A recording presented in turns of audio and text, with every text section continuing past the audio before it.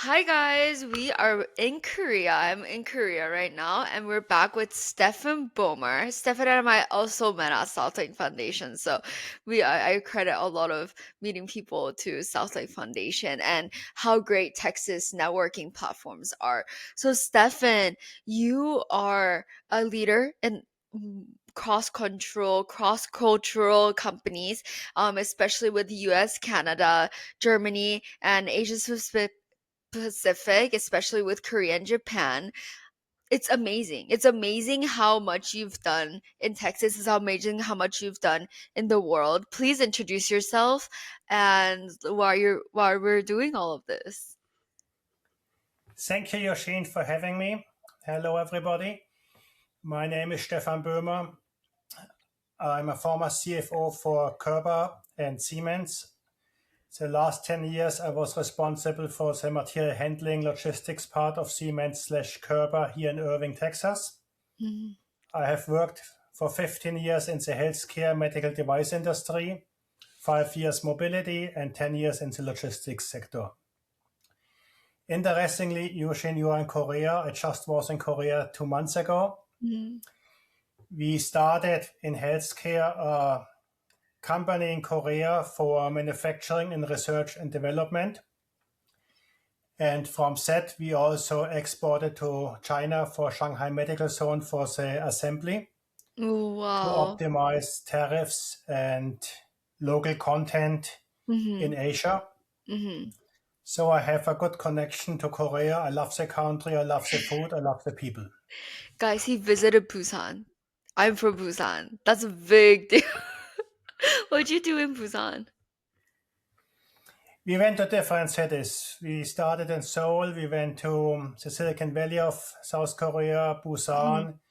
Busan was a fun part. Enjoyed the beaches, enjoyed the Mhm. sightseeing, the tours, went up the tower, enjoyed the nightlife. I love that. Okay, so Stefan, you had talked about starting a medical devices in Korea. Why are you choosing Japan and Korea specifically in order to start companies here? Back then, we had a supplier in Japan, and Mhm. we decided to move away from the supplier in Japan and start our own manufacturing. So Ooh, we built an R&D center in Seoul, which then led to the manufacturing hub for Asia out of Korea for low-end ultrasound devices, medical devices. and what year was that? Oh, that was a while ago, I see. uh, 2005. Wow, that is insane. I would love to like know more about like the reasonings why. But I for now I want to talk about where you're originally from and how you got to Texas. Originally, I'm from Germany. I always enjoyed seeing the world. I love to travel, Hmm. and Siemens allowed me the opportunity to work in different areas in the world. So I Mm. spent 3 years in Washington State, 15 months in Silicon Valley, 3 years in Pennsylvania, 3 years in Toronto. Wow. And when we got offered Texas, it sounded very appealing. Also, I have to say it was quite different from the coasts I was used to. Yeah. I love Texas because the people are friendly, it's open Mm. for business, Mhm. opportunities are here left and right, Mhm. and I love the weather. I take sunshine any day compared with Mhm. 8 months winter in Canada. Yeah, and Washington, all the rain. Washington Insane. is beautiful in summer. During Uh-huh. these 5 days, it's beautiful. Otherwise, it has a lot of rain. So much rain. So as someone who's lived across state, I would say, what are the different types of businesses or people who are doing the businesses you've seen in these different states? I And how love can Texas because in Texas, people are open to help and open to do mm, business. I found Silicon Valley much more competitive, mm, and I found Pennsylvania much more inward focused, reserved, mhm, much more difficult to break in with new ideas. In mm, Texas, when you talk with people, my feeling is everybody is willing to help mm, and everybody sees the opportunities. And there's an attitude that we all will be successful if one of us is successful. Yeah, That makes a difference. it really is a family here. Very much a family here. So, Stefan, what do you do in Texas right now? So I know that obviously I know what Texas what Stefan does. He does Texas advisory, but what is your day to day like being the managing director of Texas Advisory, the CFO of Inspire You, and members across multiple different clubs and activities? Inspire You is important for me. Inspire Mm, You is a guidance platform elevated by AI but mhm, executed by human beings. mm, And we want to guide students, we want to guide families, we want to guide employees, mhm, anybody. mhm, There's proven statistics that people with mentors are more successful in life. mm, And for me, people are very important. I mhm, believe in the team, I believe in my people, and I mhm. believe in developing my people. Yeah. So for me, it's important to give back. I support universities, I support companies developing people, and Inspire You fits right in that. When they Mm, showed me the path for mentoring, for offering a platform for everybody, that sounded very appealing. mm, Many companies talk about mentoring, but they don't have the platform, they don't yeah. execute it with structure and with Mm, tracking of success. Inspire You can do that. That's why I'm happy to join Sushma on the Inspire You side and drive that startup to success. Texas Advisory Services is an ecosystem of consultants and partners. mhm, That's something I learned from Kerber. We are stronger when we work together versus alone. mhm, So we have a team and we support companies that want to scale, want to grow. We can provide sales structure, sales training, a fractional CSO. mhm, We provide IT support, mhm, process analysis, process improvements. We also focus on companies that want to raise productivity.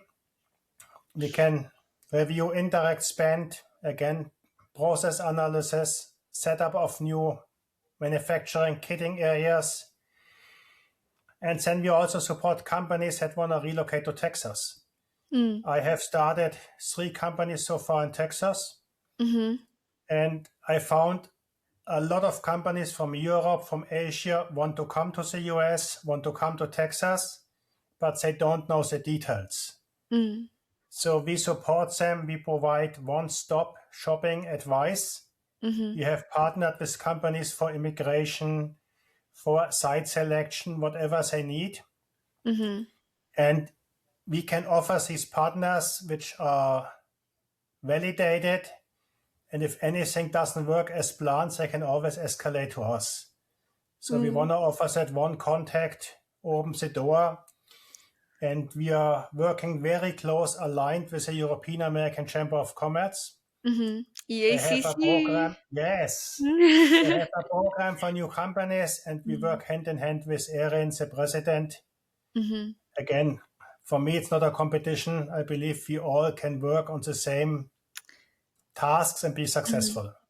100%. I love the mindset that you have, Stefan. I think that's one of the greatest things that I've always seen about you is that you're always smiling to people whenever we meet at different networking events. You're so interested in getting to know people and their stories. So it's such an honor to have you talk about like your reason why you're doing all of this. And I know that you have mentioned that you love people and that you wanted to help people. Is there a certain reason why like your heart just geared towards that, or is there like a specific situation that happened, or have you always been like this? It was a learning curve. I Mm, come from the finance side, yeah. finance numbers, good IQ, good understanding of the technical side, Mm-hmm. but I had to learn that you can't neglect the EQ. Mm, You have to focus on empathy, you have to focus on the people, otherwise, you mm, can't accomplish your goals. And for me, that's very important because that's something AI cannot replace. I Mm, think with AI, we will see a replacement of of regular tasks. We yeah. will see roughly 70% of finance tasks replaced, Yeah. but the empathy, the networking is something AI cannot cover. So 100%. that's how we can differentiate ourselves. How we can differentiate ourselves. As someone who has started the three businesses in Texas and you have helped all these companies come. So if let's say let's just flow through this, right? I'm Mhm. someone who wants to start a company Mhm. from Korea, let's say, and I want to bring it to Texas. And I have all these different difficult tasks that I need to manage and I have like different structures. So can you talk to me about how you're able to kind of like what services you're able Mhm. to help me? Like let's talk through like what actually happens when I hey Sure. I mean, hey Stefan, can you help me? we have developed a checklist what you need to do, Mm-hmm. and we offer two kind of services. The first service is we provide you the contacts, you handle it by Mm-hmm. yourself. The second service is we manage it for you. It's kind of a fractional PMO office. It's very simple. I mean, you need immigration, you need visas for your people you want to relocate. Mm-hmm. You need to select a site. Do you want Mm-hmm. to manufacture? Do you want to have only a sales office? Mm-hmm. Depending on your industry, different areas are more interesting. What incentives do you get? Size of your company. You need to set up your payroll benefit plan. And we have partners for all of that. You need a CPA to Yeah, do your box. So anything you need, every company is slightly different, but there's 12 steps every company has to do. perfect. And some 12. companies say, we have IT set up, we have our accounting set up, but we need help with immigration or site Okay. selection. So I we love are how uh-huh. Go ahead, sorry. no, there's not one size fits all. We always tailor Mm-hmm. it to the person we Mm-hmm. are talking with I love because that. everybody is unique.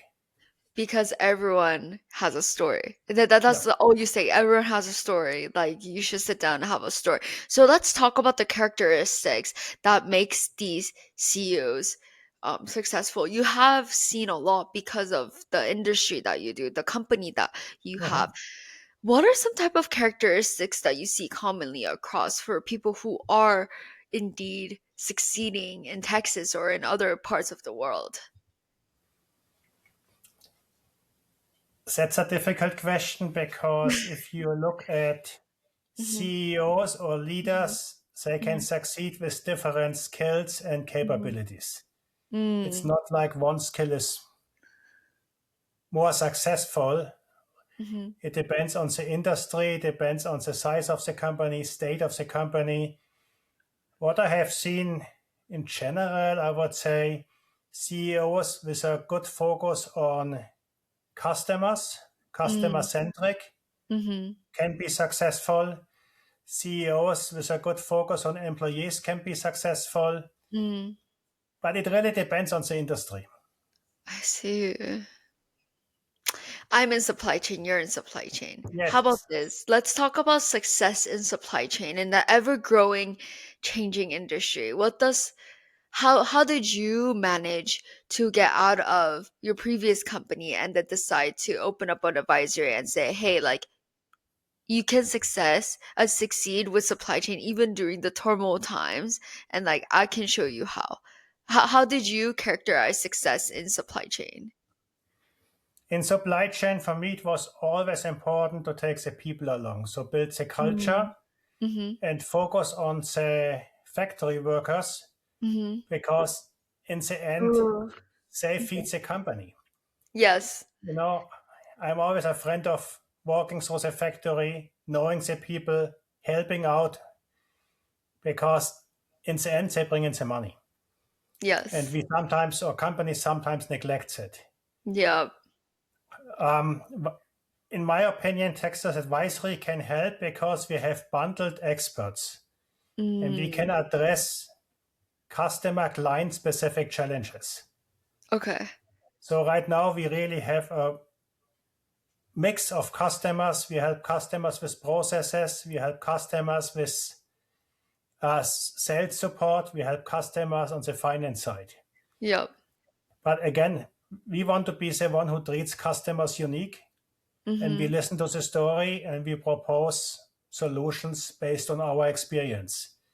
Mm. What we don't use or don't do, we don't implement AI because I believe that business knowledge differentiates us. And if we need Mm. to implement AI, there's 1,000 AI consultants we can leverage in dollars. We don't need to compete with them. Oh, okay. I love that. A new perspective in this day and age. So, as more businesses coming into Texas, what do you believe is the biggest opportunity for new students entering into the global business today? You know, what if someone wants to have that exact path, live cross-culturally, multiple different continents as well? What are some of the lucrative industries that you see, especially with your different client consulting firm? I want to start to answer that a little bit different first. Okay, When I talk with please do. students, Mm-hmm. I see the same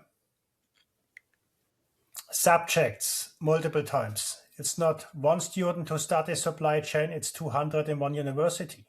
Mm, It's 1,000 students in Texas. yes. So students need to stand out. Mm, They don't stand out by just completing the courses. They need to do extra work.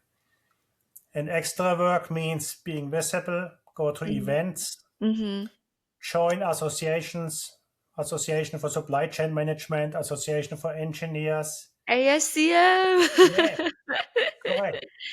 Most of them are free for students, but it gives them exposure. Mm-hmm. They need to build relationships to stand out when they apply for jobs. Yep. Jobs, Texas is good because we have a lot of industry and we have a high demand for jobs. If you see also investments in Texas, I mean, whether it's TI in Sherman, whether it's Samsung in Austin, or everything happening in Dallas, Mm-hmm. it's multi-billion investments. Yep. And so I'm convinced jobs will be there, but you have to stand out.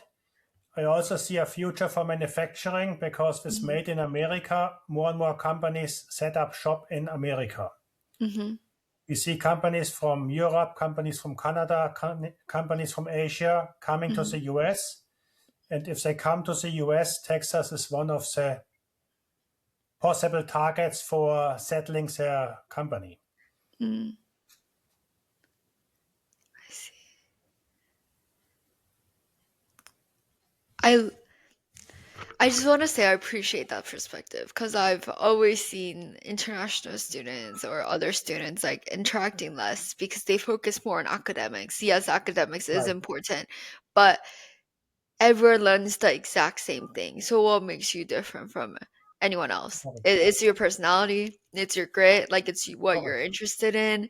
It's going to these networking events and seeing what there's more to do in Dallas. I actually also did choose to go to UTD instead of Mhm. amazing schools that I got accepted into because I could not give up on the lucrative I mean, state that we have right now. UTT is an amazing school. Yeah, it is an amazing school. Um, UTD, I honestly like I always get amazed, especially with how much they research. I think it's the number two that they research, and you're very involved with the UTD ASCM chapter there as well. With Sad, I know like he's an also amazing mind as well. See, I love how we have these like intricate connections, and we can just see like people being so incredibly amazing, and through that you can just build off of knowledge with one another as well. So I mean, with let's knowledge, uh I also believe that with AI, the value of knowledge is declining. And I would mm, even say the value of knowledge is going towards zero because AI will know everything. okay, let's talk about this then because I was going to talk about networking strategies, but I Yeah, wanted to talk about knowledge. So knowledge is a very ever growing thing that one has to do. Either you read a book, you watch a podcast, you constantly Mhm. have to like inquire that mindset. So when we talk about knowledge, one does not know or can't know everything all at once. So how do you have knowledge? Let's start with there. And how do you specifically continue to learn in the industry and grow and make yourself be different from everyone else? I think knowledge is not the differentiator. You Oh, can find anything online, you can find mm-hmm, anything in the LLMs. mm-hmm, I think the differentiator is to understand the full concept, mm, to orchestrate the setup of different agent solutions, yeah. and to bring in the human touch. Oh, Because in the end, if you go back when we had only libraries, yeah, knowledge was important. You learned yeah, knowledge because it was not easy to look it up. mm-hmm, Once Google came, you could yeah, look up knowledge, but it was not yeah, as easily available as it's now. yeah, Now with AI, ChatGPT, knowledge is available. yeah. So the key is no longer having knowledge. The key is what to do with it, the expertise, and Mm, how you manage that knowledge. yeah. How I do would you argue it's handle? gotten hard. Oh, sorry, go ahead. Yeah, no, go ahead. I would argue that it's gotten harder Yeah, to to showcase your knowledge because of the ever demanding like force that we have with AI. It's so easy to look up stuff in AI, but to say that you have acquired and to showcase knowledge is another thing I, as well. I wouldn't argue that you have acquired knowledge. I would argue you have acquired expertise. Oh, Because see, that's the this is difference. coming from an industry leader, guys. Because for me, knowledge is there, but the experience, what works and what Mm, doesn't work, and mhm, how to react to new situations, mhm. that's something what you can't address with knowledge alone. Oh, this is gonna be a clip, you know, that stuff. This is gonna be that clip that I first upload. I love that. And I love that you're speaking so passionately about this because your daughter, she's also 19.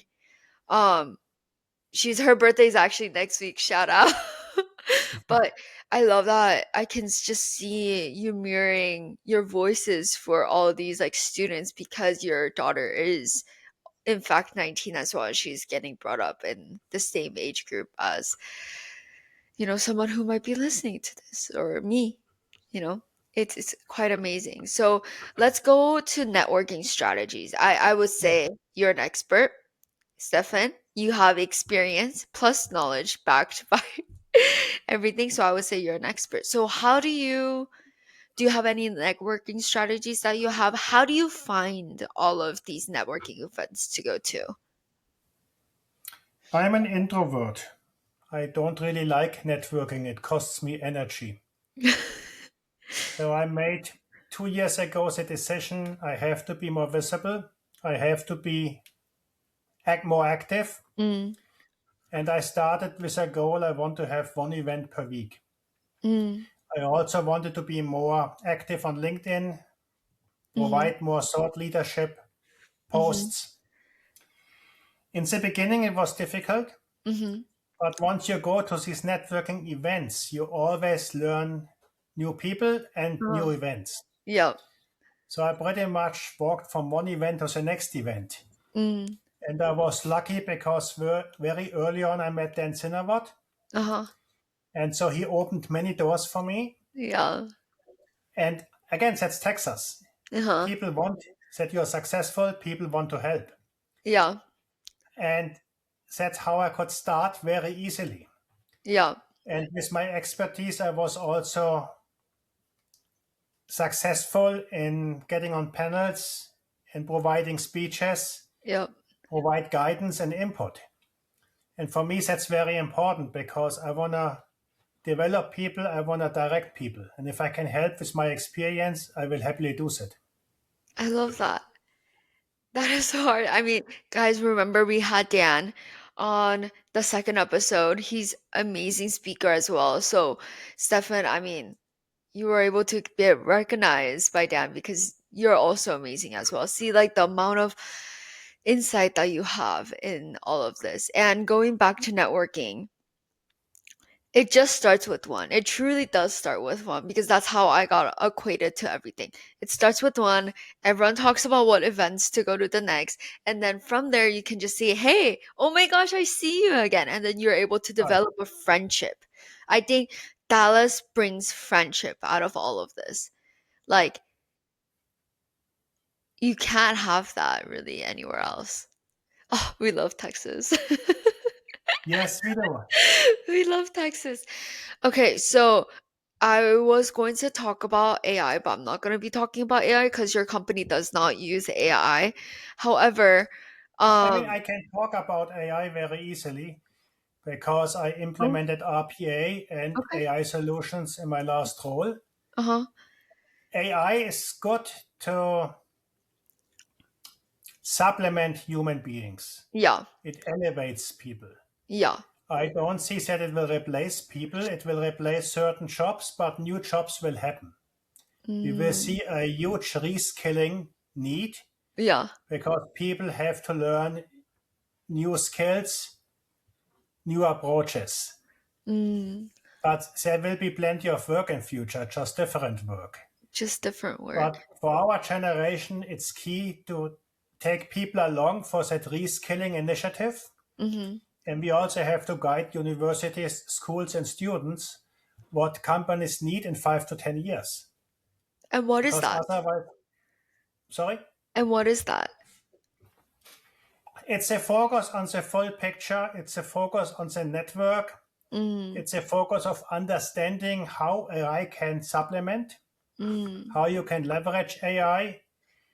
I mean, I'm so amazed whenever I talk with students, I get a few new AI tools to try because they are so advanced. mm, But they also need to understand from the business side how can you integrate it. mm, And you will have two worlds in the business. You have the experienced employees since many years in the company. They yeah, need to learn AI, and you have yeah. the new employees fresh out of university. They have to learn the business. So Mm. everybody needs to learn something. Ooh, I love that. Stefan, you're just getting like clips and clips. It's called 명언 in Korean, which is like really important, amazing phrases that you keep saying. So, my last question to you, Stefan, is what does being a global leader mean to you? You're bringing in a lot of these companies from across the world. You're also traveling to multiple different places. So, what does that mean to you, being a global leader? You talk about, Curiosity, yeah, oh, I love curiosity, that. Curiosity. curiosity to learn, curiosity to listen, Oh, understand different cultures, yes. I think is key in a global setup. Oh, curiosity. I love that. And you talk about servant leadership in your profile as well. So I can see that radiating through all of radiating out of you throughout all these conversations that we have in the past and even now. That is so amazing. Okay, well, I think this is amazing. Thank you so much for coming on this podcast and taking time out of your day to do it. I'm gonna end it, but we can rehash after. So thank you guys so much for listening to Stefan. Stefan honestly has such great insight. Please follow him on LinkedIn. And yes, thank you everyone. Bye. Thank you, Yashin. Bye.